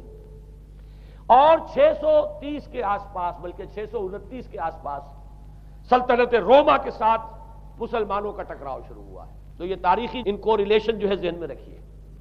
جس وقت مسلمان آئے اور 200-300 برس جو ان کے عروج کے ہیں، اس وقت آپ کو معلوم ہے کہ تقریباً 6 صدیاں ہو چکی تھی کہ یورپ بالکل جس کو کہا جاتا ہے ڈارک ایجز، انتہائی تاریکی، مذہبی جبر اور استبداد، اس کے سوا کچھ نہیں. اور وہ ملاؤں کی حکومت جسے آپ کہیں گے، جسے آج کل کی اصطلاح میں کہا جائے گا، وہ جس کو چاہے جو چاہے سزا دے دے. پوپ کو اختیار حاصل ہے. کسی کے بارے میں ذرا جیسے بعض اوقات خبریں سچی ہیں یا جھوٹی، لیکن میں مثال دے رہا ہوں جیسے خبریں آتی رہی ہیں ایران کے بارے میں کہ کہیں اگر معلوم ہو گیا ہے تو پاسداران انقلاب پہنچے اور سمری ٹرائل اور فوراً ختم کیا آدمی کو۔ اس قسم سے انکوزیشن رپورٹس جو ہیں وہ کورٹس وہاں قائم ہوئی، اور یوں سمجھیے کہ لاکھوں افراد تحت کیے گئے، زندہ جلائے گئے۔ لیکن اس کے بعد جب عالم اسلام میں وہ روشنی پھیلی، اور خاص طور پر بنو عباس کے زمانے میں، اب بھاگ کر وہاں جو بھی تھے فلسفے کے اور سائنس کے کوئی دلچسپی رکھنے والے، وہ بھاگ کر عالم اسلام میں آ گئے۔ یہاں اب وہ کتابیں جو ہیں ان کے ترجمے ہوئے، خاص طور پر مامون اور ہارون الرشید کے زمانے کے اندر یہ علم جو ہے ہندوستان سے بھی لیا، یونان سے بھی لیا مسلمانوں نے، اور اس کے بعد یہ غرناطہ اور قرطبہ کی یونیورسٹیوں کے ذریعے سے اس علم نے پینیٹریٹ کیا ہے دوبارہ یورپ میں۔ دیکھیے سرکل کیسے بنا ہے، یونان کا علم آیا ہے پہلے عالم اسلام میں، مڈل ایسٹ میں، اور پھر ادھر سے ہو کر چکر کھا کر اور اسپین کی یونیورسٹیوں کے ذریعے سے یورپ میں انٹروڈیوس ہوا ہے۔ اس وقت پھر اصلاح مذہب کی تحریک شروع ہوئی، اور ساتھ ہی تحریک احیاء العلوم رینیسنس، اس کے نتیجے میں وہاں بیداری پیدا ہوئی۔ لیکن یہ بیداری اب آپ نوٹ کر لیجئے، ایک تو پروٹیسٹنٹ مذہب پیدا ہوا، اور کئی سو برس تک تصادم رہا کیتھولکس کے اندر اور پروٹیسٹنٹس میں۔ پورے اسلام کی تاریخ میں کبھی اتنے خونی فسادات نہیں ہوئے ہیں، کبھی بھی شیعہ سنی فساد بھی کبھی اتنا نہیں ہوا جتنا کہ کئی سو برس تک رومن کیتھولکس اور پروٹیسٹنٹس کے مابین یورپ میں ہوتا رہا ہے۔ بلکہ اس میں تو ایسے ایسے واقعات آتے ہیں کہ لگ بھگ 10 لاکھ افراد جو ہیں وہ ختم ہوئے ہیں۔ یہ آپس کا تصادم جو تھا، پروٹیسٹنٹ مذہب جو پیدا ہوا اصلاح مذہب کی تحریک کے ذریعے سے، اور وہ رومن کیتھولک پاپائیت والا نظام، ان کے درمیان جو تصادم ہوا، 10 لاکھ کی تعداد بتائی جاتی ہے کہ آدمی مارے گئے۔ بلکہ فرانس کا ایک شہر ہے، وہاں تو 19 دن تک مسلسل قتل عام کیا گیا پروٹیسٹنٹس کا، اور وہاں حاملہ عورتوں کے جو ہے پیٹ چاک کر کے بچے نکال کر ان کو بھی جو ہے ختم کیا گیا ہے۔ یہ سارا ظلم جو ہے وہاں ہوا ہے، تصادم ہوا ہے۔ اس کے نتیجے میں آپ خود سوچئے کہ کس قدر نفرت پیدا ہوئی عوام کے اندر مذہب سے۔ اس کے ساتھ ہی اب وہ علم شروع ہوا، سائنس شروع ہوئی، لہذا علم اور سائنس دونوں کی جڑ میں مذہب سے شدید نفرت پیدا ہو۔ یہ ہے وہ سبب کہ جس نے یہاں سے راستے علیحدہ کر دیے، اور مذہب چونکہ جبر کرتا ہے، مذہب چونکہ عقل کے اوپر بیڑیاں بٹھاتا ہے، پہرے بٹھاتا ہے، بیڑیاں ڈالتا ہے، اور مذہب چونکہ تشدد کرتا ہے، لہذا مذہب کے خلاف ایک نفرت، ایک ریئیکشن، یہ ہے اس ساری سائنسی ارتقاء اور سائنٹیفک اور ٹیکنالوجیکل جو ڈیولپمنٹ ہوئی ہے، اس کی جڑ میں مذہب سے نفرت جو ہے اس کے بیج بو دیے گئے۔ اور یہ 200-250-300 سال میں اب یہ جو تناور درخت بن کر آیا ہے کہ ایک طرف سائنس کی ترقی، ٹیکنالوجی کی ترقی آسمان کو چھو رہی ہے۔ آج انسان چاند کے اوپر تو انسان کے قدم جو ہے پہنچ چکے ہیں، اور آپ کا ایک راکٹ جو ہے وہ پورے تمام سیارے جو ہیں ہمارے سولر سسٹم کے ہیں ان سب کا چکر لگا کر، اور وہ اس سے باہر چلا گیا ہے خلا کے اندر، کہاں گیا کچھ پتہ نہیں۔ لیکن یہ کہ تقریباً یوں سمجھیے کہ سن 77 کا چلا ہوا وہ، اور 12 برس تک اس نے سفر طے کیا ہے، اور کم سے کم سولر سسٹم کا جو ہے اس نے پورا جو ہے احاطہ کیا ہے۔ اور جو میں نے آپ کو وہ احادیث سنائی، ان کے حوالے سے بات کیا سمجھ میں آئی کہ یہ سائنٹیفک، ساری کی ساری سائنٹیفک ڈیولپمنٹ، یہ ٹیکنالوجیکل ڈیولپمنٹ، لیکن چونکہ اس کے ساتھ مذہب کا انکار ہے، خدا پر ایمان نہیں ہے، آخرت کا یقین نہیں ہے، روح کا گویا کہ انکار، روحانیت تو بہت دور کی بات ہے، روح کا بھی انکار۔ نتیجہ یہ ہے کہ ان دونوں چیزوں کے مابین وہ گیپ، جسے میں نے کہا تھا ایپالنگ گیپ، ایک بہت بڑا گیپ ہے جو پیدا ہو چکا ہے۔ اب میں حدیث آپ کو سنا رہا ہوں، بخاری شریف میں جو روایت ہے، حضور نے فرمایا کہ دجال کے ماتھے پر لکھا ہوا ہوگا کافارا، کفر۔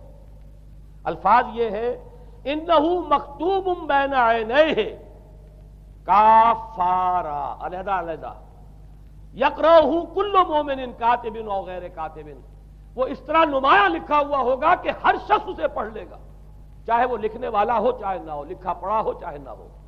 یعنی اس تہذیب کی پیشانی پر کفر لکھا ہوا ہے، مذہب سے دشمنی، مذہب سے بودھ، مذہب سے دوری، مذہب کی ہر چیز کی نفی۔ آج جو ایک ورلڈ سویلائزیشن ہے، ایک عالمی تہذیب ہے جس کا کہ غلبہ ہے ہمارے اس پورے گلوب پر، اس میں 3 چیزوں کے مقابلے میں 3 چیزوں کی اہمیت ہے۔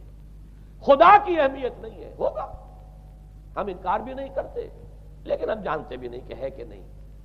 ہاں اہمیت کائنات کی ہے، غور کرو، کائنات کے قوانین کو سمجھو، ایکسپلائٹ کرو، قوت جو ہے نیچر کی قوت اس کو مسخر کرو، اس کو استعمال کرو، ہوگا خدا ہے یا نہیں ہے، چھوڑو اس بحث کو۔ اصل اہمیت جو ہے وہ کائنات کی ہے۔ اسی طرح اصل اہمیت اس جسم کی ہے، مادے کی ہے۔ روح ہوگی کوئی شے ہمیں نہیں پتا، نہ ہم دیکھ سکتے ہیں، نہ ہم اسے چھو سکتے ہیں، نہ چکھ سکتے ہیں، ہوگی، لیکن یہ کہ اصل جو ہے اہمیت وہ مادے کی اور جسم کی، اس کی فکر کرو۔ اسی طریقے سے حیات دنیاوی، اصل سے حیات دنیاوی ہے، اس کو بناؤ، سنوارو، بہتر سے بہتر زندگی گزارو، ویلفیئر سٹیٹ ہو، بہت ہی عمدہ ماحول ہو اور ہر چیز کو، لیکن حیات اخروی ہوگی۔ اب تو آرام سے گزرتی ہے، آخرت کی خبر خدا جانے ہے یا نہیں ہے، اس سے ہمیں کوئی بحث نہیں۔ تین چیزوں کے مقابلے میں تین چیزوں کی اہمیت، یا یوں کہیے کہ تین چیزوں کے مقابلے میں مقابل کی تین چیزوں کو بالکل غیر اہم، اس کی طرف کوئی توجہ ہی نہیں۔ توجہ کا ارتکاز کائنات پر ہے، ذات باری تعالیٰ پر نہیں۔ ذات و صفات باری تعالیٰ ایک صرف علمی موضوع ہے، اصل توجہ کی شے کائنات ہے۔ روح ہوگی کوئی شے، اصل شے جسم ہے اور مادہ ہے۔ حیات اخروی ہمیں نہیں پتا، کسی نے واپس آ کر خبر نہیں دی مرنے کے بعد، لہذا ہم نہیں کہہ سکتے ہے کہ نہیں ہے۔ البتہ یہ کہ حیات دنیا بھی تو ہے، اس کو مضبوطی کے ساتھ تھامو، اس کو بہتر بناؤ۔ توجہ کا اصل ارتکاز حیات دنیاوی پر ہے۔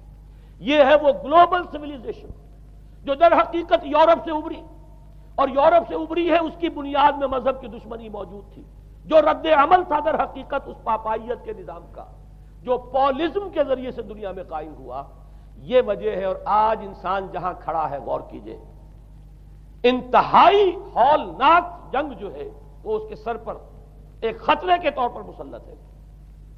دو جنگیں اس ایک صدی میں ایسی ہو چکی ہیں جنہیں اپنے ورلڈ وار 1 اور ورلڈ وار 2 اتنے بڑے پیمانے پر قتل و غارت دنیا میں پہلے کبھی نہیں ہوئی، اس لیے کہ پہلے فوجوں کی جنگیں ہوتی تھی، آبادیوں پر جا کر کہیں کوئی قتل عام ہو گیا، ورنہ یہ کہ قبضہ لیا، پہلے وہ کسی اور کی ریت تھے، اب کسی اور کی ریت ہو گئی۔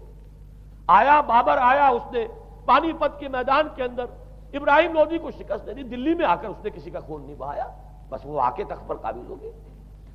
کہیں کہیں ہوئے ہیں فتنے، یا پھر عذاب الہی آتے رہے ہیں کہ رسولوں کے انکار کی سزا کے طور پر قوم نسیہ منسیہ کی گئی ہیں، لیکن جنگیں جو دنیا میں ہوتی تھی، وہ جنگوں کا معاملہ جو ہے وہ اس نوعیت کا ہوتا تھا، وہ فوجوں کے درمیان ٹکراؤ ہوتا تھا، میدان جنگ میں کشتوں کے پشتے لگتے تھے، لیکن اس کے بعد نہیں ہو گیا، کہیں کسی نے بہت غصہ نکال لیا۔ لیکن اس صدی میں اب جو جنگیں ہوئی ہیں اس سے تو ملک کے ملک تہس نہس ہوئے ہیں، آبادیاں ختم ہوئی ہیں، اور جو تیسری جنگ ہوگی یہ جان لیجئے، آخر انسان کب تک اسے ٹالے گا؟ رشیا کے بارے میں یہ سمجھنا کہ وہ پیچھے ہٹ گیا ہے، پشپائی اختیار کر لی، اس نے بہت بڑی حماقت ہے۔ وہ در حقیقت اب ڈپلومیسی کی راہ سے سپریمیسی چاہتا ہے، لہذا تصادم تو ہو کر رہنا۔ مولانا مناظر حسن گیلانی رحمۃ اللہ علیہ کے خیالات جو ہیں وہ مجھے اس سورہ کہف کے ابتدائی آیات کے ضمن میں مجھے ان سے اتفاق ہے، اور بہت سی چیزیں ان سے ماخوذ ہیں۔ اسی طریقے سے جو حدیث اب میں آپ کو بتا رہا ہوں، میرے سامنے اس کا متن نہیں ہے، مولانا حامد میاں رحمۃ اللہ علیہ انہوں نے مجھے یہ بتایا تھا کہ جو میں نے جمع کیے ہیں حالات و واقعات، قیامت سے پہلے جو حالات و واقعات پیش آنے والے ہیں، جن کی پیشین گوئی احادیث میں ہیں، ان سے معلوم ہوتا ہے کہ ایک بہت بڑی خوفناک جنگ، اتنی بڑی خوفناک جنگ، اور ان کے الفاظ یہ ہے کہ اس میں دونوں فریق جو ہوں گے ان میں بڑی تعداد عیسائیوں کی ہوگی، ادھر بھی ادھر بھی، ایک طرف البتہ عیسائیوں کے ساتھ مسلمان بھی ہوں گے، یہودی بھی ہوں گے، اور دوسری طرف خالص عیسائی طاقت ہوگی، اور ان کے درمیان اتنی خوفناک جنگ ہوگی۔ الفاظ ان کے یہ ہیں اس حدیث کے جو انہوں نے مجھے بتائے کہ ایک پرندہ سینکڑوں میل تک پرواز کرے گا اور اسے سوائے لاشوں کے اور کچھ نظر نہیں آئے۔ آپ تصور کیجئے اگر ایٹامک وار ہو جاتی ہے تو یہی ہوگا، تہس نہس ہو جائے گا، معاملہ ختم ہو کر رہ جائے گی چیز۔ اور یہ چیز جو ہے یہ بہرحال یہ جتنا کچھ پائل اپ کیا گیا ہے، یہ ڈسٹرکٹیو فورس سائنس کی یوں سمجھیے کہ معراج اب یہی ہے۔ اب تو سٹار وارز کی باتیں ہو رہی ہیں کہ صرف زمین پر نہیں، باہر بھی یہ جنگیں ہمیں لڑنی پڑیں گی، لیکن یہ کہ اس کا کیا حال ہوگا۔ امریکہ میں ایک پکچر تیار کی گئی تھی، دی ڈے آفٹر غالباً اس کا نام ہے، اس میں ایک نقشہ دکھایا گیا ہے اس قدر ہولناک کہ یہ 100 اور اونچی منزلہ عمارتیں جو ہے یہ ایسے جیسے کہ کچے گھروندے ہوتے ہیں، ایسے وہ پگھل کر رہ جائیں گی، اور یوں سمجھیے کہ انسان جو ان کے اندر ہوں گے ایک ایک منزل کے اندر، ایک ایک ایسی 100 منزلہ عمارت کے اندر ہزاروں آدمی ہوتے ہیں، جیسے کہ کوئی ایسی کالونی ہو کوئی ان کی چیونٹیوں کی، اور اس پوری کالونی کو آپ اپنے پاؤں سے مسل دیں، ایسے انسانوں کا حال ہوگا اگر وہ جنگ ہو جاتی جس کا نقشہ کھینچا گیا ہے۔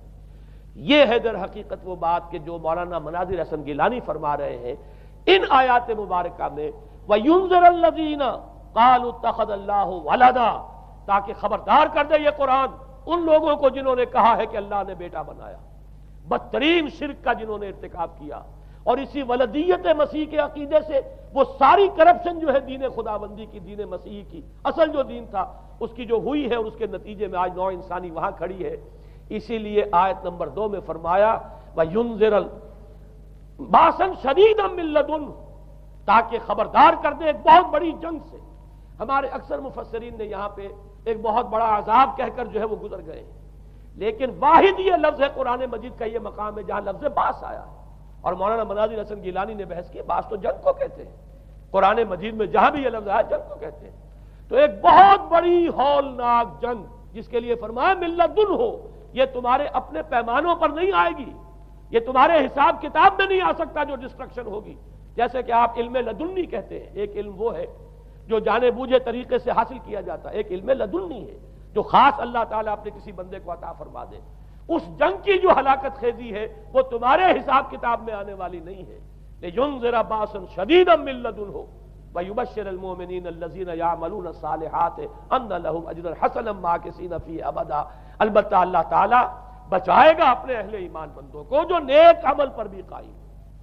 اب میں وہ حدیثیں آپ کو سنا دوں، میں نے پہلے بخاری کی حدیث آپ کو سنا دی کہ اس پورے فتنے کے معلوم ہوگا کہ اس کی دونوں آنکھوں کے مابین کافارا لکھا ہوا ہے کفر، گویا کہ یہ سمبل ہے، یہ علم ہے، یہ علامت ہے اس جدید موجودہ تہذیب کی، کفر، الحاد، مادہ پرستی، خدا کا انکار، آخرت کا انکار، روح کے وجود کا انکار۔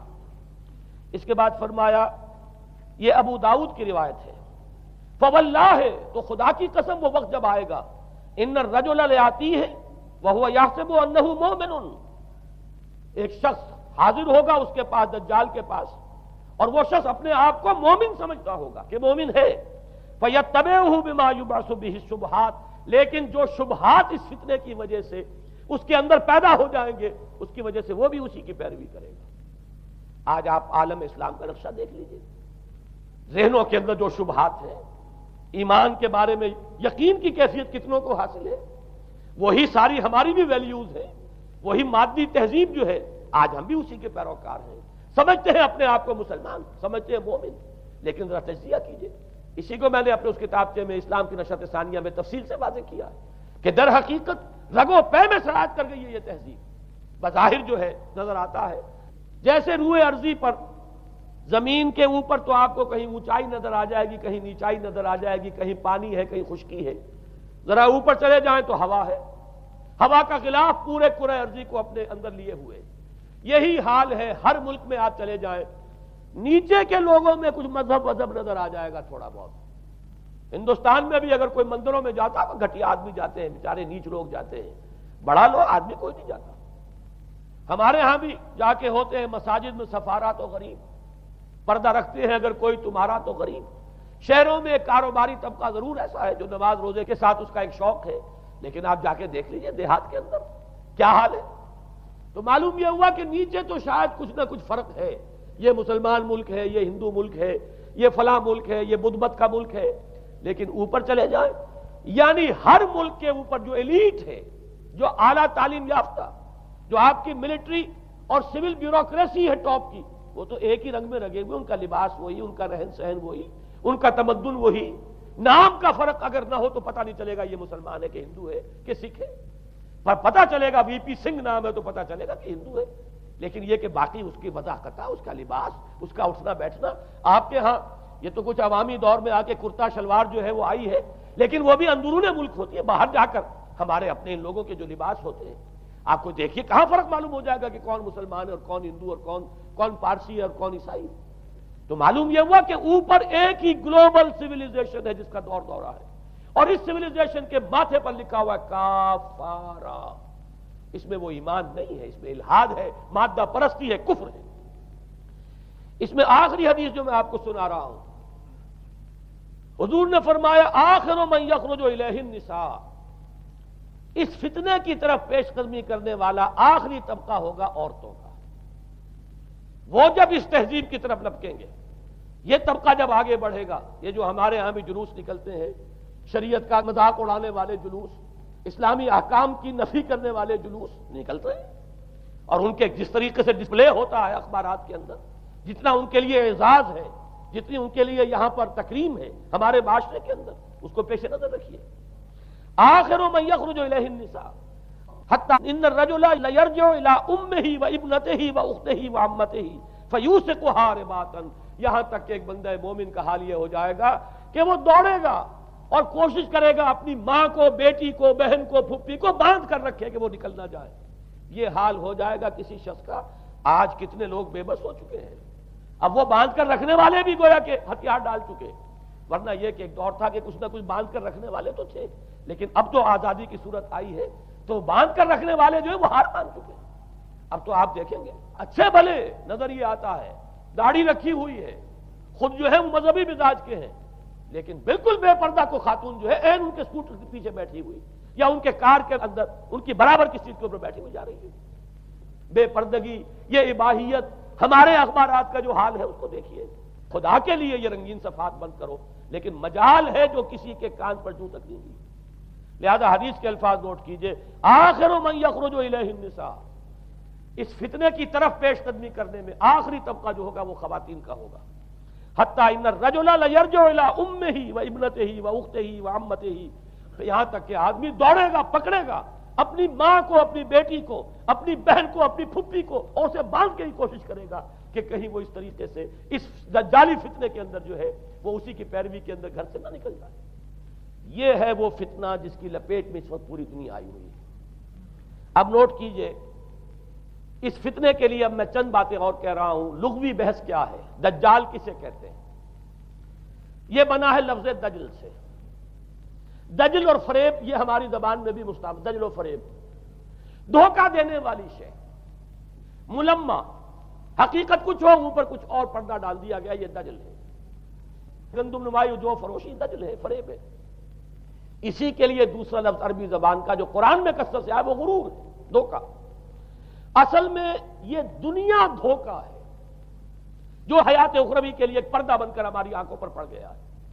میں وہ آیات اب آپ کو جلدی سے سنا رہا ہوں۔ فرمایا وَمَا الْحَيَاةُ الدُّنْيَا إِلَّا مَتَاعُ الْغُرُورِ، سورہ آل عمران میں بھی آیت آئی، سورہ حدید میں بھی۔ لوگوں سن لو، یہ دنیا کی زندگی سوائے دھوکے کو کچھ نہیں۔ میں بعد میں عرض کر دوں گا کہ ایک دوسرا رخ بھی ہے دنیا کی زندگی کا، لیکن اس وقت یہ آیات سن لیجئے۔ غرتکم الحیات الدنیا، تمہیں دھوکے میں ڈال دیا اس دنیا کی زندگی نے، یہ سورہ جاسیہ کی آیت نمبر 35 ہے۔ غرتہم الحیات الدنیا، انہیں دھوکے میں ڈال دیا دنیا کی زندگی نے، یہ سورہ انعام میں آیت نمبر 70 بھی ہے، آیت نمبر 130 بھی ہے۔ تیسری مرتبہ سورہ اعراف میں آیت نمبر 51 ہے، اور 2 مرتبہ سورہ لقمان اور سورہ فاطر میں آیا فلا یغرنکم الحیات الدنیا ولا یغرنکم باللہ الغرور۔ دیکھو لوگوں، کہیں تمہیں دنیا کی زندگی دھوکے میں نہ ڈال دے۔ یہ دنیا کی زندگی جو ہے دھوکہ بن کر ایک فریب کا پردہ ہمارے آنکھوں پر ڈالتی ہے کہ یہ ہمارا مطلوب مقصود، اسی کے لیے بھاگ دوڑ، اسی کو بنانا سنوارنا۔ وہ جو میں عرض کر چکا ہوں، 3 چیزوں کے مقابلے میں 3 چیزوں کی اہمیت۔ حیات دنیاوی جب مطلوب بن جائے، حیات دنیاوی جب انسان کی اصل محبوب بن جائے، تو گویا کہ حیات اخروی اب نگاہوں سے اوجھل ہو گئی، آنکھ اوجھل پہاڑ اوجھل۔ یہی ہے اصل دجل، یہی ہے اصل فریب۔ آیات اور سنیے، سورہ اعلیٰ، بل تؤثرون الحیات الدنیا والآخرۃ خیر وابقیٰ۔ لوگوں، تمہاری گمراہی کی اصل جڑ بنیاد کیا ہے؟ تم دنیا کی زندگی کو ترجیح دیتے ہو، جبکہ آخرت بہتر بھی ہے اور باقی رہنے والی بھی ہے۔ کلا بل تحبون العاجلہ وتذرون الآخرہ۔ کوئی نہیں، تمہارا اصل مرض یہ ہے کہ تم اس عاجلہ سے جو موجود ہے، سامنے ہے، نقد ہے، اس سے محبت کرتے ہو، اور آخرت کو تم نے تج دیا ہے، چھوڑ دیا ہے۔ یہ سورہ قیامہ اور اس سے اگلی سورت جو ہے وہ آپ کے علم میں ہے، سورۃ الدہر۔ اس میں فرمایا گیا ان ہؤلاء یحبون العاجلۃ ویذرون وراءہم یوما ثقیلا۔ ان لوگوں کا اصل مرض یہ ہے، یہ اس عاجلہ کو پسند کرتے ہیں، اس سے محبت کرتے ہیں، اور پیچھے وہ جو بھاری دن آنے والا ہے اس کا خیال انہوں نے دل سے نکال دیا. یہ ہے در حقیقت اصل فساد، اصل فتنہ، اصل گمراہی. 100 خرابیوں کی جڑ ایک خرابی. اب اسی کا ایک نتیجہ نکلتا ہے، یہ دنیا جتنی حسین بنتی چلی جائے گی اتنا ہی فتنہ شدید سے شدید تر ہوتا چلا جائے گا. یہاں جتنی آسائشیں ہوں گی اتنا ہی آپ پر غفلت کا پردہ طاری ہو جائے گا. اور آپ کو معلوم ہے کہ اس پوری سائنٹیفک جو بھی ڈیولپمنٹ ہے اس کا حاصل کیا ہے. یورپ میں جائیے واقعتاً دنیا بڑی حسین بن چکی ہے. امریکہ میں جائیے واقعتاً بہت حسین دنیا ہے. ابو ظبی میں جائیے بڑی حسین نظر آئے گی دنیا. کارنیشز جس طریقے کے آباد ہیں. یہ دنیا کا حسن جتنا بڑھے گا اتنا ہی یہ آنکھوں پر اور بھاری پردہ ڈال دے گی، آخرت سے آپ کو غافل کر دے گی. یہی دجل ہے، یہی فریب ہے، یہی فتنہ دجالی ہے. یہی وجہ ہے. دیکھیے یہ جو آیات آج میں بیان کر رہا تھا اس میں آخر میں فرمایا انا جعلنا ما علی الارض زینۃ اللہ لنبلوہم ایہم احسن عملا. ہم نے اس زمین کے اوپر جو کچھ ہے اسے اس کا بناؤ سنگھار بنا دیا ہے، زینت بنا دیا ہے، تاکہ ہم جانچیں پرکھیں امتحان لیں کون ہے اچھے عمل کرنے والا. یعنی رخ روشن کے آگے شمع رکھ کر وہ یہ کہتے ہیں ادھر جاتا ہے دیکھیں یا ادھر پروانہ آتا ہے. اللہ تعالیٰ نے اسی امتحان میں ہمیں ڈالا ہے. اس دنیا کی یہ زینت ہے، زیبائش ہے، آرائش ہے، چمک دمک ہے، یہاں کی رونقیں ہیں. ان کو دیکھ کر آدمی ہل جاتا ہے، انہی کے پیچھے پڑ جاتا ہے. حلال سے حرام سے، جائز سے ناجائز سے، صحیح سے غلط سے، جس طرح بھی ہو یہ رونقیں میں بھی زیادہ سے زیادہ اپنے گھر میں لے آؤں، میں بھی اپنے ہاں وہ آسائشیں فراہم کر لوں، میں بھی یہ تمام چیزیں جو ہے جمع کر لوں. اسی کے لیے انسان اپنا نہ صرف یہ کہ پوری زندگی کا اثاثہ اسی میں انویسٹ کر بیٹھتا ہے بلکہ دیانت، شرافت، ان سب کو بھی داؤ پر لگا دیتا ہے. انا جعلنا ما علی الارض زینۃ اللہ لنبلوہم ایہم احسن عملا. ہم نے زمین کے اوپر جو کچھ ہے اسے اس کا زیور بنا دیا ہے، سنگھار، تاکہ ہم ذرا آزمائیں ان کو کہ آیا یہاں کے ہی اسی حسن کے اندر، اسی رعنائی کے اندر گم ہو کر رہ جاتے ہیں یا اس حسن ازلی وہ اللہ تعالیٰ کا جلال و جمال یہ اس کے طالب بنتے ہیں. یہ ہے در حقیقت امتحان. اسی کو جیسے کہ حدیث میں بھی آیا تھا، شروع کی آیات اور آخری آیات، آخری رکوع میں فرمایا قل هل ننبئکم بالاخسرین اعمالا. اے نبی ان سے کہیے کیا ہم تمہیں بتائیں اپنی زندگی کی جد و جہد میں، بھاگ دوڑ میں سب سے زیادہ خسارے میں کون رہے؟ الذین ضل سعیہم فی الحیاۃ الدنیا وہم یحسبون انہم یحسنون صنعا. وہ لوگ کہ جن کی بھاگ دوڑ، جن کی محنت، جن کی کوشش وہ دنیا کی زندگی ہی میں بھٹک کر رہ گئی اور وہ اپنے کہیں یہ سمجھتے رہے کہ ہم بڑے کامیاب ہو رہے ہیں، بہت اچھے کام کر رہے ہیں، ہم نے اتنی ترقی کر لی، ہم نے یہ کچھ بنا لیا، میں نے یہ جائیداد بنا لی، میں نے یہ کچھ مقام حاصل کر لیا. لیکن مطلوب و مقصود دنیا. ضل سعیہم فی الحیاۃ الدنیا. انہوں نے دنیا کی زندگی ہی کے اندر اپنی ساری سعی و جہد کو بھٹکا کر رکھ دیا.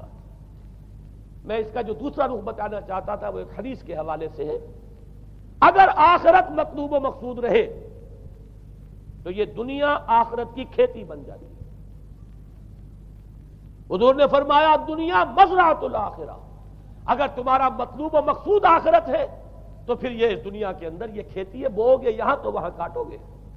نیک اعمال کرو، خدمت خلق کے لیے کوشاں ہو جاؤ، لوگوں کی ہدایت کے لیے اپنی توانائیاں جو ہے وقف کرو. خیرکم من تعلم القرآن وعلمہ. اس دنیا میں محنت کرو گے تو آخرت میں اجر و ثواب پاؤ گے. الدنیا مزرعۃ الآخرہ. اگر آخرت مطلوب و مقصود ہو تو دنیا بڑی قیمتی ہے، اس کا ایک ایک لمحہ بڑا قیمتی ہے. تو حیات دنیا بھی نہ صرف یہ کہ غیر حقیقی نہیں بلکہ بہت قدر و قیمت کی حامل. لیکن اگر پردہ پڑ گیا، آخرت نگاہوں سے اوجھل اور دنیا ہی مطلوب و مقصود، تو یہ دھوکے کی ٹٹی ہے. وَمَا الْحَيَاةُ الدُّنْيَا إِلَّا مَتَاعُ الْغُرُورِ. نہیں ہے دنیا کی زندگی مگر دھوکے کا سامان. غرتہم الحیات الدنیا، غرتکم الحیات الدنیا، لا تغرنکم الحیات الدنیا. دیکھنا یہ دنیا کی زندگی کہیں تمہیں دھوکے میں نہ ڈال دے. آخری بات عرض کر رہا ہوں، یہی وجہ ہے سورہ بنی اسرائیل میں بھی آخری لفظ جو پہلے رکوع میں وہ کیا تھا؟ وَأَنَّ الَّذِينَ لَا يُؤْمِنُونَ بِالْآخِرَةِ أَعْتَدْنَا لَهُمْ عَذَابًا أَلِيمًا. اور وہ لوگ، نوٹ کر لیجئے وہ آیات، ان ھذا القرآن یہدی للتی ہی اقوم ویبشر المؤمنین الذین یعملون الصالحات ان لهم اجرا کبیرا وان الذین لا یؤمنون بالآخرۃ اعتدنا لهم عذابا الیما. یہاں پر ایمان بالآخرہ جو ہے اس کو اہمیت دی گئی ہے. جو لوگ آخرت پر یقین نہیں رکھتے ان کے لیے ہم نے دردناک عذاب فراہم کیا.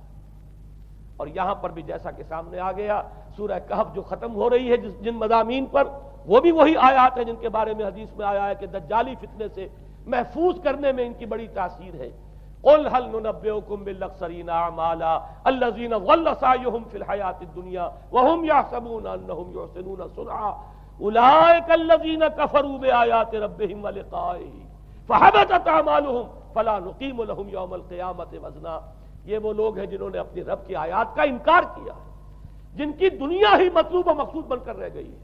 چاہے وہ کہیں ہم قرآن کے ماننے والے ہیں اور محمد کے عاشق ہیں صلی اللہ علیہ وسلم، اولئک الذین کفروا بآیات ربهم ولقائه فحبطت اعمالهم ولا نقیم لهم یوم القیامۃ وزنا ذلک جزاؤہم جہنم بما کفروا واتخذوا آیاتی ورسلی ہزوا. یہ وہ لوگ ہیں کہ جنہوں نے ہمارے رسولوں اور ہماری آیات کا ٹھٹھا اڑایا ہے. اس لیے کہ رسول کہہ رہے ہیں اصل منزل آخرت کی ہے، تم بنائے ہوئے دنیا کو مطلوب و مقصود. تو لاکھ زبان سے عشق رسول کے دعوے کرو، اپنے عمل سے در حقیقت رسول کی تکذیب کر رہے ہیں.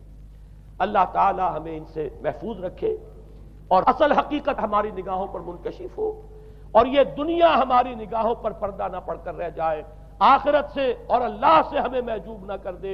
اس لیے کہ یہی اصل دجالی فتنہ ہے، اور ان سے بچنے کے لیے محمد الرسول اللہ صلی اللہ علیہ وسلم کے فرمان کے مطابق سورہ کہف میں نے کچھ ابتدائی اور آخری آیات کا صرف حوالہ دے دیا ہے، لیکن یہ کہ اس کے مضامین میں درمیان میں بھی کچھ چیزیں ہیں.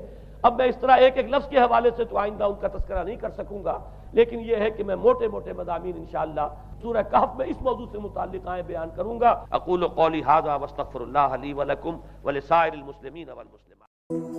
بلے شالوں کی ہنس کے یار منا لیں دے،